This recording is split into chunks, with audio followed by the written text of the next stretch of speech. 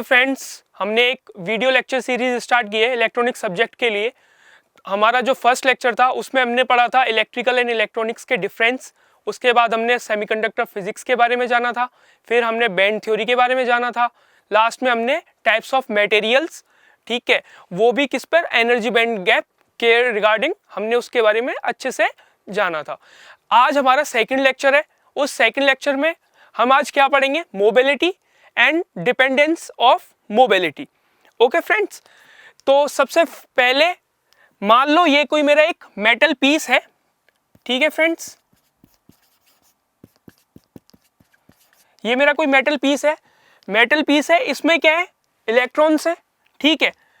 अब ये मेरा जो मेटल पीस है वो किसी एक रूम टेम्परेचर पर रखा हुआ है। उस रूम टेम्परेचर पर क्या होगा, ये जो इलेक्ट्रॉन्स है कुछ एक थर्मल एनर्जी की वजह से रैंडम डायरेक्शन में मूव करना स्टार्ट कर देंगे। मान लो ये इलेक्ट्रॉन इधर की डायरेक्शन में मूव कर रहा है, ये इलेक्ट्रॉन इधर की डायरेक्शन में मूव कर रहा है, ये इधर की में कर रहा है, ये ऐसे कर रहा है, ये इधर कर रहा है, ये इधर कर रहा है। तो इस वजह से होगा क्या फ्रेंड्स, इसकी वजह से काफ़ी सारे कॉलिजन्स होंगे, ये इलेक्ट्रॉन्स क्या होंगे, एक दूसरे से टकराएंगे। तो उस कंडीशन में क्या होगा फ्रेंड्स, जब इनका ओवरऑल एक मोशन होगा, ठीक है, तो इनका जो ओवरऑल मोशन होगा, एक ओवरऑल मूवमेंट होगा, तो वो क्या होगा, वो एवरेज, अगर मैं उसका एवरेज निकालूंगा वो क्या होगा, मेरा एवरेज 0 होगा। उस एवरेज मोशन जो हमारा है वो 0 है, तो उसकी वजह से जो करंट होगा तो वो क्या होगा, वो भी क्या होगा, 0, क्योंकि हमें पता है करंट क्या होता है, flow of electrons, it is opposite to the flow of electrons, ठीक है। तो हमारा जो करंट है वो भी क्या होगा, 0 होगा। तो ऐसी कंडीशन में क्या होगा फ्रेंड्स, अगर मैं बात करूंगा, अगर किसी एक इंस्टेंटेनियस टाइम की, ठीक है, एक इंस्टेंटेनियस टाइम की अगर मैं बात करूंगा, तो मान लो ये इलेक्ट्रॉन मेरा यहां से यहां मूव कर रहा है, मैं पूरा का पूरा ओवरऑल टाइम कंसीडर नहीं कर रहा हूं, एक इंस्टेंटेनियस टाइम कंसीडर कर रहा हूं। तो उस कंडीशन में क्या होगा, कुछ ना कुछ इसका मूवमेंट होगा, मोशन होगा, ठीक है। तो उस कंडीशन में मेरा करंट जो है 0 नहीं होगा, अगर मैं इंस्टेंटेनियस करंट की बात कर रहा हूं तो, ठीक है फ्रेंड्स। ये मेरा क्या था, आई एवरेज, ठीक है फ्रेंड्स। अब अगर मैं जनरली बात करूं, मोबिलिटी होती क्या है, मोबिलिटी को अगर मैं डिफाइन करूंगा तो मोबिलिटी को डिफाइन कैसे करूंगा, अगर मैं जनरल वे में कहूं तो ये होता है मूवमेंट ऑफ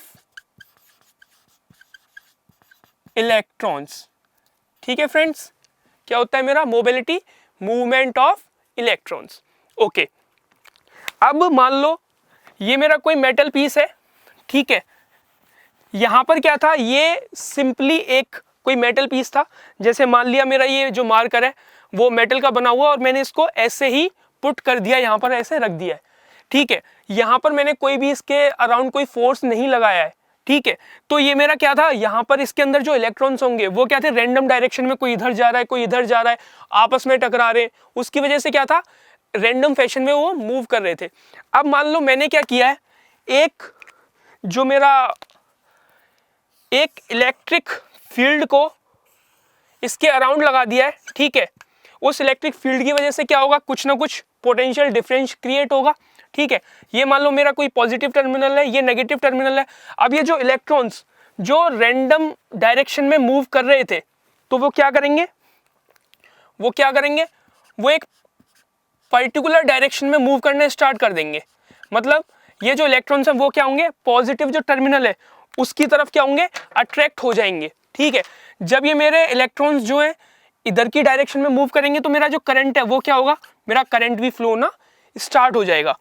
अब फ्रेंड्स होता क्या है, अगर मैं बात कर रहा हूं एक वैक्यूम की मैं बात कर रहा हूं, ठीक है, तो उस कंडीशन में क्या होगा, जो इलेक्ट्रॉन्स जिस वेलोसिटी से मूव कर रहे होंगे वो वेलोसिटी क्या होगी, लगातार बढ़ रही होगी इलेक्ट्रिक फील्ड के साथ में। बट फ्रेंड्स प्रैक्टिकली हमें पता है कोई भी मेटल होगा, ठीक है, उसमें क्या होता है, हम सबको पता है, सबसे पहली चीज, दो चीजें होती हैं, ठीक है। एक होता है मेरा क्रिस्टल डिफेक्ट, ठीक है, कुछ ना कुछ उसमें डिफेक्ट्स होंगे, ठीक है, और एक होता है मेरा इम्प्योरिटीज, ठीक है। इन दोनों की वजह से क्या होगा, क्रिस्टल डिफेक्ट और इम्प्योरिटीज की वजह से वो जो जो हमारा इलेक्ट्रॉन से जो मूव कर रहे थे एक पर्टिकुलर वेलोसिटी के साथ, ठीक है, वो क्या करेंगे, अपनी कुछ ना कुछ एनर्जी इन दोनों की वजह से क्या करेंगे, लूज करेंगे, ठीक है। तो हमारी जो एवरेज वेलोसिटी जो निकल के आएगी वो वैक्यूम के कंपैरिजन में यहाँ पर कम होगी, और जो हमारा रैंडम फैशन कर रहे थे उसके कंपैरिजन में भी कम होगी, ठीक है फ्रेंड्स। अब हमें ये तो पता चल गया ये मूव कर रहे हैं किसी वेलोसिटी के साथ, तो जो वेलोसिटी है, जो एवरेज हमारी वेलोसिटी लास्ट में निकल के आई, वो हमारी जो वेलोसिटी है वो क्या होती है, हमारी वीडी। इसको हम क्या कहते हैं, ड्रिफ्ट वेलोसिटी। जो हमारी वीडी है उसको हम क्या कहते हैं, ड्रिफ्ट वेलोसिटी। ओके फ्रेंड्स, अब जो हमारा एक तो ये हमारा वीडी था, ठीक है। हमें यहां से दो चीजें पता चली हैं कि अगर हमारा कोई भी मेटल पीस है वो एक रूम टेम्परेचर पर रखा हुआ है, उसके अराउंड कोई भी फोर्स नहीं है, कोई भी इलेक्ट्रिक फील्ड अप्लाइड नहीं है, तो वहां पर क्या होंगे, जो मूवमेंट्स हो रहे थे वो क्या हो रहे थे, रैंडम हो रहे थे, इधर उधर हो रहे थे, ठीक है। अब हमने एक इलेक्ट्रिक फील्ड को इस मेटल पीस के अराउंड लगाया है, तो क्या होगा, इस इलेक्ट्रिक फील्ड की वजह से एक इलेक्ट्रोमोटिव फोर्स जनरेट होगा। वो फोर्स क्या करेगा, जो इलेक्ट्रॉन्स है उनको एक डायरेक्शन में मूव करवाएगा, ठीक है। ये क्या हो रहे हैं, इधर की साइड अट्रैक्ट हो रहे हैं। तो जो जिस वेलोसिटी से ये मूव कर रहे होंगे, मोशन कर रहे होंगे, वो क्या होती है, हमारी ड्रिफ्ट वेलोसिटी। अब जो हमारा ड्रिफ्ट वेलोसिटी है एंड जो हमारा इलेक्ट्रिक फील्ड है, उन दोनों में क्या रिलेशन होता है वो अभी हम पता करेंगे। फ्रेंड्स, अगर मैं बात करूंगा ड्रिफ्ट वेलोसिटी की और इलेक्ट्रिक फील्ड की, ये क्या होता है, डायरेक्टली मेरी जो ड्रिफ्ट वेलोसिटी होती है वो directly proportional to electric field होती है लो मैग्नीट्यूड पर। मतलब अगर मेरा इलेक्ट्रिक फील्ड का जो मैग्नीट्यूड है वो कम होगा, अराउंड 10⁻³ वोल्ट पर मीटर के अराउंड होगा, तो मेरा क्या होगा, ये जो मेरी ड्रिफ्ट वेलोसिटी है वो क्या होती है, इलेक्ट्रिक फील्ड के डायरेक्टली प्रोपोर्शनल होती है, ठीक है फ्रेंड्स। अब अगर मैं इस डायरेक्ट जो मेरा प्रोपोर्शनलिटी साइन है इसको मैं अगर हटाऊंगा तो इनके बीच में रिलेशन एक ये बन जाता है, ठीक है फ्रेंड्स। यहां पर जो मेरा ये म्यू है, म्यू क्या है, मेरा म्यू है मोबिलिटी कांस्टेंट। ये जो हमारा म्यू है वो क्या कहलाता है, मोबिलिटी कांस्टेंट, ठीक है फ्रेंड्स। अब अगर मैं इसी रिलेशन को कंसीडर करूंगा तो मेरे पास एक रिलेशन और आ जाता है, वो क्या होता है, मतलब अगर मेरे को मोबिलिटी कांस्टेंट को डिफाइन करना होगा तो मैं कैसे डिफाइन कर सकता हूं, mobility constant is the ratio of drift velocity to the electric field. अब इसकी यूनिट क्या होगी, ये जो हमारा मोबिलिटी कांस्टेंट है इसकी यूनिट क्या होगी, यूनिट क्या होती है, अगर मैं यहीं से कंसीडर करूं, मेरे को पता है जो हमारी वेलोसिटी है उसकी यूनिट क्या होगी, क्या होती है, मीटर पर सेकंड या सेंटीमीटर पर सेकंड, ठीक है। मैंने माना सेंटीमीटर पर सेकंड, और जो मेरा इलेक्ट्रिक फील्ड है उसकी वो यूनिट क्या होती है, वोल्ट पर मीटर, ठीक है, या सेंटीमीटर। अगर मैं यहां पर लेंथ को जो है सेंटीमीटर में कंसीडर करूंगा तो क्या होता है, सेंटीमीटर।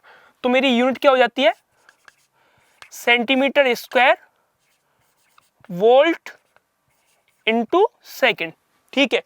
ये क्या होती है मेरी फ्रेंड्स, जो मोबिलिटी कांस्टेंट है उसकी यूनिट होती है। अगर मैं मीटर के टर्म्स में लिखूंगा तो मेरे मीटर के टर्म्स में क्या यूनिट हो जाएगी, metre square volt into second, ठीक है। ये मेरी मीटर के अराउंड हो जाएगी, ठीक है। अब अगर आपको ये शायद दिख नहीं रहा होगा थोड़ा, तो मैं इसको दोबारा से लिख देता हूं सेंटीमीटर के टर्म्स में।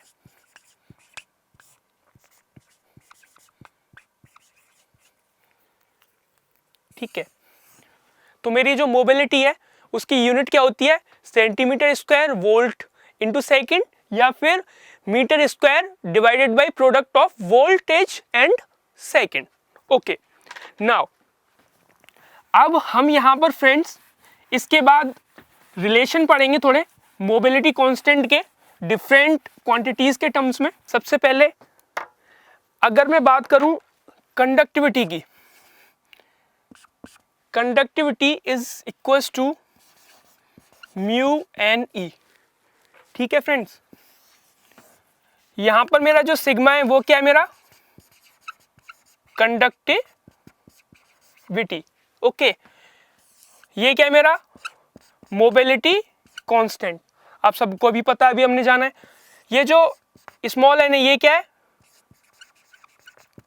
Career concentration. मतलब जो अभी हमारा मेटल पीस था, ठीक है, उसमें कितने इलेक्ट्रॉन है, उनकी कंसंट्रेशन क्या है, वो क्या कहलाती है, हमारी कैरियर कंसंट्रेशन। ओके, ये क्या है हमारा स्मॉल ई, ये होता है मेरा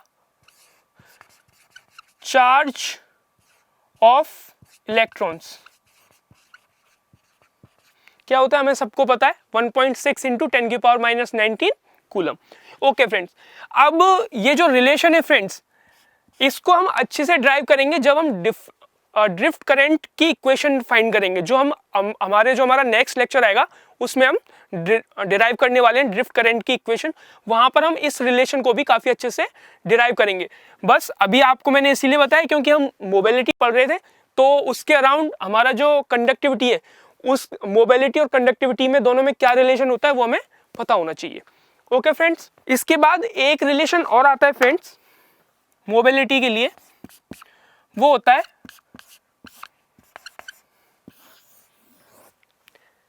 mu equals to e tau divided by small m. यहां पर ई क्या है मेरा, अभी पढ़ाया था, अभी पता था हमें, चार्ज ऑफ इलेक्ट्रॉन कितना 1.6 इंटू 10 की पावर -19 कूलम। यहां पर म्यू हमें पता है मोबिलिटी कांस्टेंट।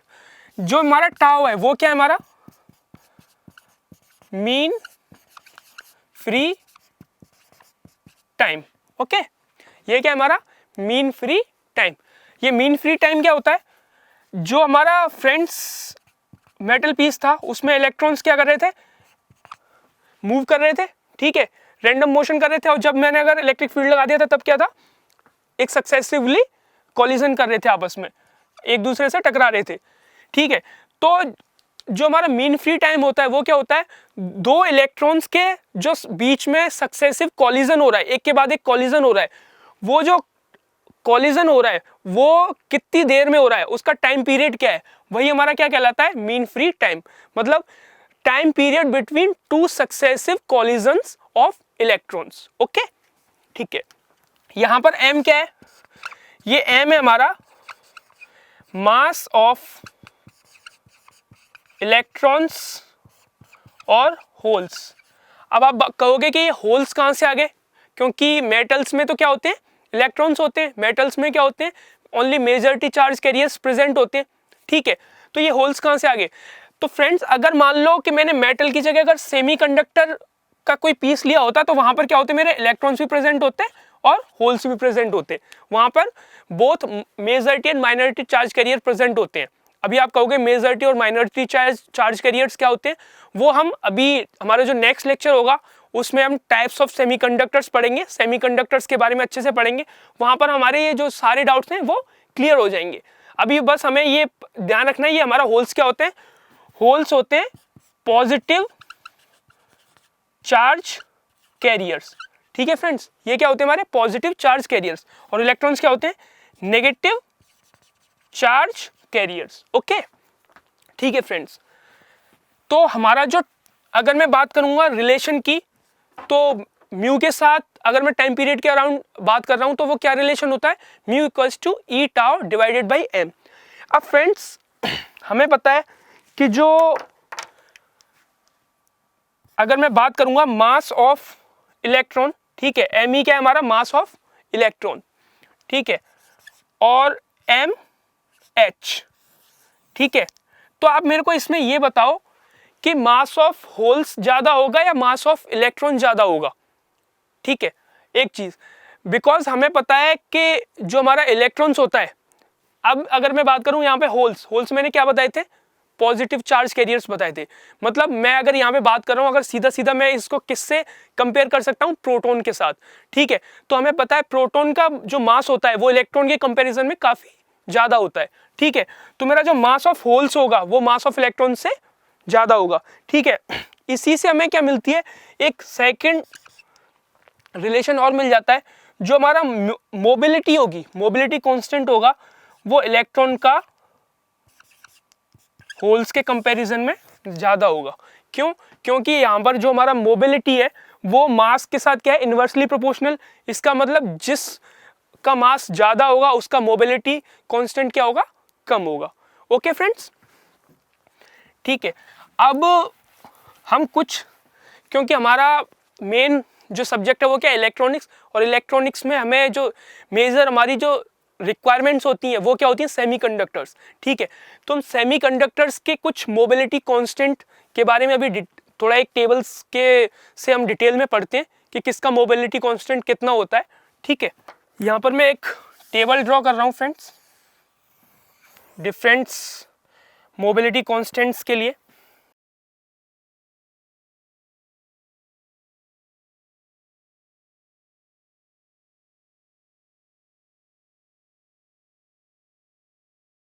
ठीक है फ्रेंड्स, यहाँ पर इस कॉलम में क्या होंगे, मेरे सेमीकंडक्टर्स होंगे।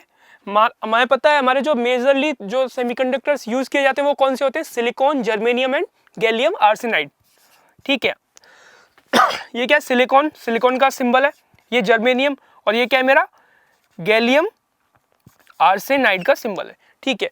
ये क्या है, मेरी मोबिलिटी ऑफ इलेक्ट्रॉन्स, एंड ये क्या है, mobility of holes. Okay friends, तो मेरा जो सिलिकॉन का मोबिलिटी ऑफ इलेक्ट्रॉन्स होता है वो कितना होता है,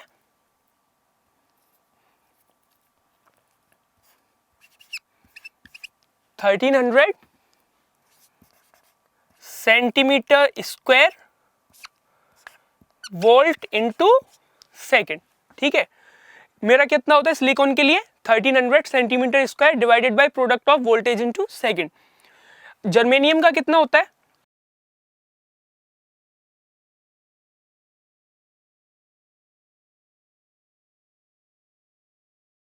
जर्मेनियम का कितना होता है 3800 centimetre square divided by product of voltage into second. अगर मैं बात करूंगा गैलियम आर्सेनाइड की, गैलियम आर्सेनाइड का कितना होता है 8500 centimetre square voltage into second, ठीक है। अब अगर मैं बात करता हूं मोबिलिटी ऑफ होल्स, तो आप मेरे को एक बात बताओ, mobility of holes mobility of electron के कंपैरिजन में क्या होगा, कम होगा या ज्यादा होगा? ऑब्वियस सी बात है, अभी मैंने थोड़ी देर पहले बताया क्या होगा, कम होगा। तो जो सिलिकॉन के लिए मोबिलिटी कांस्टेंट होल्स के लिए क्या होगा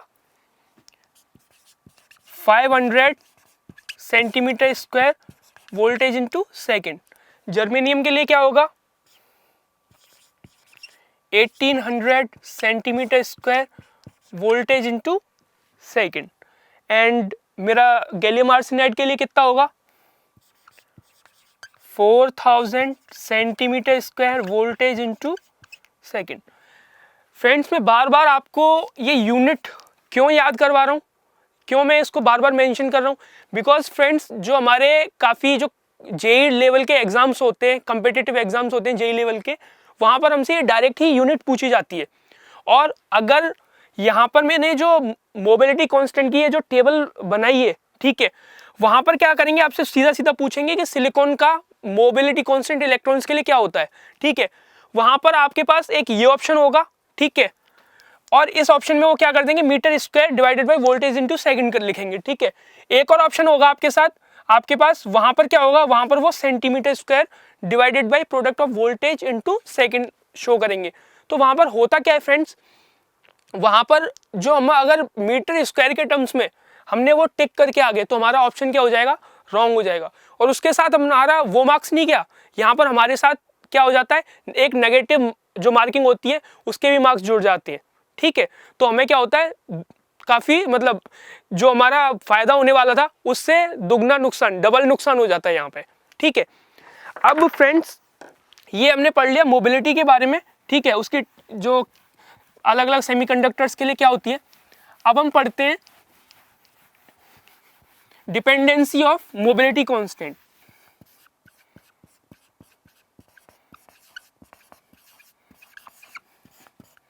dependence of mobility. Okay friends, अगर मैं बात करूंगा डिपेंडेंस ऑफ मोबिलिटी की, तो ये मेनली 3 फैक्टर्स पर डिपेंड करती है। फर्स्ट होता है टेम्परेचर, ठीक है।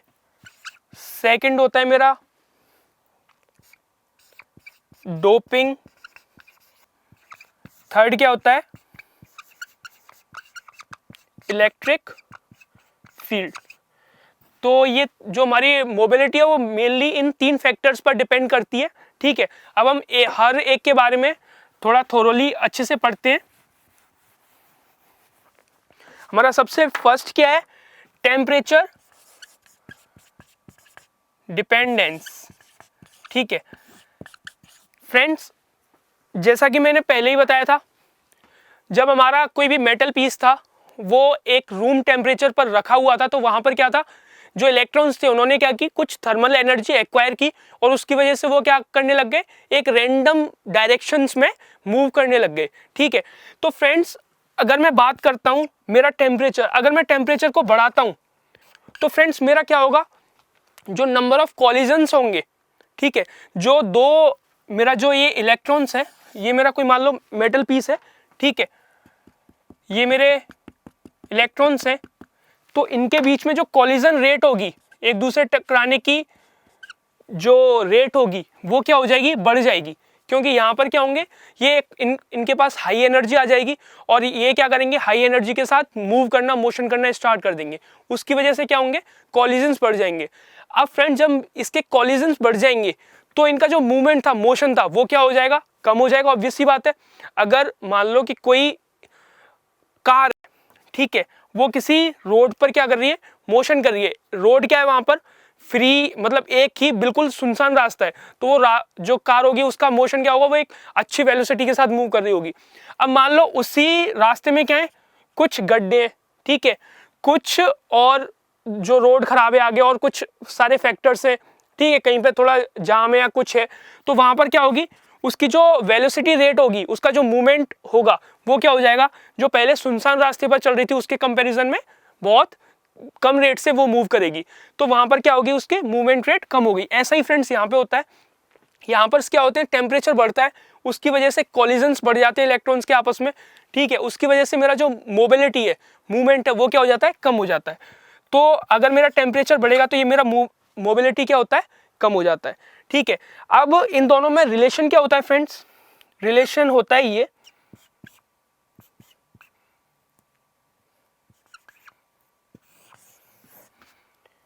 ठीक है फ्रेंड्स। यहां पर m क्या है, m की वैल्यू 1 to 3 वेरी कर सकती है, ठीक है। कहने का मतलब यही है कि जो हमारा मोबिलिटी है वो क्या होता है, टेम्परेचर के इनवर्सली प्रोपोर्शनल होता है। मतलब टेम्परेचर बढ़ेगा तो जो हमारा मूवमेंट है, मूवमेंट रेट है इलेक्ट्रॉन्स की, या अगर मैं कहूँ चार्ज कैरियर्स की, तो वो क्या हो जाएगी, कम हो जाएगी। हमारा मोबिलिटी क्या होगा, कम हो जाएगा, ठीक है फ्रेंड्स। इसके बाद हम बात करते हैं जो हमारा सेकंड डिपेंडेंसी थी, सेकंड डिपेंडेंसी डोपिंग। अभी फ्रेंड्स हमने डोपिंग के बारे में पढ़ा नहीं है, और अभी जब हम सेमीकंडक्टर पढ़ेंगे तो और अच्छे से पढ़ेंगे, बट डोपिंग का हमें पता होना चाहिए। डोपिंग मेनली क्या होती है, डोपिंग एक ऐसी प्रोसेस होती है जिसमें क्या होता है, जो सेमीकंडक्टर्स होते हैं, प्योर सेमीकंडक्टर्स जो प्योर फॉर्म में होते हैं, उसमें इम्प्योरिटीज मिलाई जाती है, उनमें क्या की जाती है, इम्प्योरिटीज मिक्स की जाती है। उसकी वजह से क्या होता है, वहां पर जो चार्ज कैरियर्स होते हैं वो बढ़ जाते हैं, ठीक है। जैसे अगर मान लो कोई मेरा नेगेटिव सेमीकंडक्टर है जिसमें इलेक्ट्रॉन्स ज्यादा हैं, ठीक है, तो वहां पर मैं क्या करता हूं, वहां पर पॉजिटिव इंप्योरिटीज बढ़ा देता हूं, ठीक है।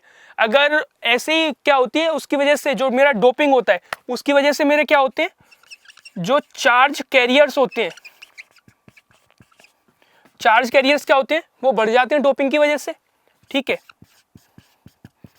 अगर मैं डोपिंग बढ़ाऊंगा तो वो क्या होते हैं, डोपिंग की वजह से क्या होती है, डोपिंग मेनली इंप्योरिटीज। अगर मैं इंप्योरिटीज बढ़ा रहा हूं तो उसकी वजह से क्या होते हैं, मेरे चार्ज कैरियर्स बढ़ जाते हैं, ठीक है, ठीक है। चार्ज कैरियर्स क्या होते हैं, बढ़ जाते हैं। उसकी वजह से क्या होगा फ्रेंड्स, जब मेरे ये चार्ज कैरियर्स बढ़ेंगे, मान लो अब यहाँ पे क्या कोई टेम्परेचर का फैक्टर नहीं है, पहले इतने इलेक्ट्रॉन्स थे, ठीक है, अब यहाँ पर और चार्ज कैरियर्स आ गए।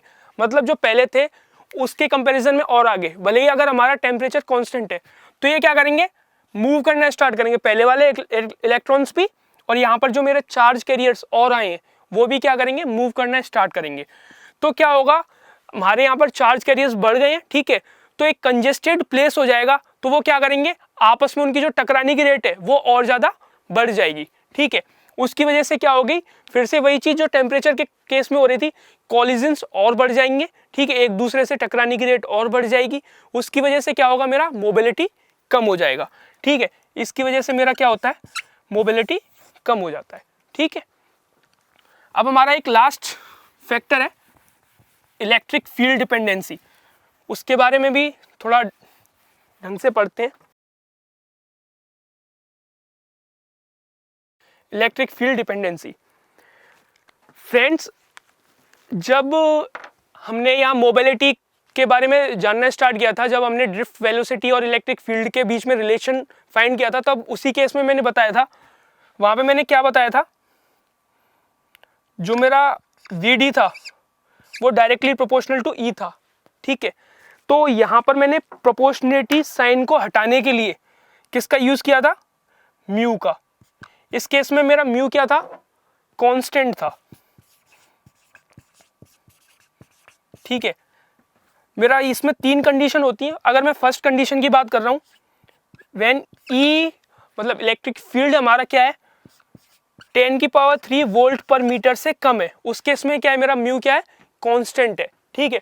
इस केस में होता क्या है फ्रेंड्स, जैसे जैसे मैंने इलेक्ट्रिक फील्ड बढ़ाया तो मेरा लो इलेक्ट्रिक फील्ड था, उसकी वजह से क्या थी मेरी, अगर मैं बात कर रहा हूँ, ठीक है, उसकी वजह से जो मेरी वेलोसिटी थी, ठीक है, इलेक्ट्रिक फील्ड है, इलेक्ट्रिक फील्ड की मैंने वैल्यू बढ़ाई, ठीक है, उसकी वजह से क्या था, और ज़्यादा फोर्स लगा, और जो हमारे यहाँ पर इलेक्ट्रॉन्स थे वो और हाई स्पीड में हाई वेलोसिटी से मूव करना उन्होंने स्टार्ट कर दिया।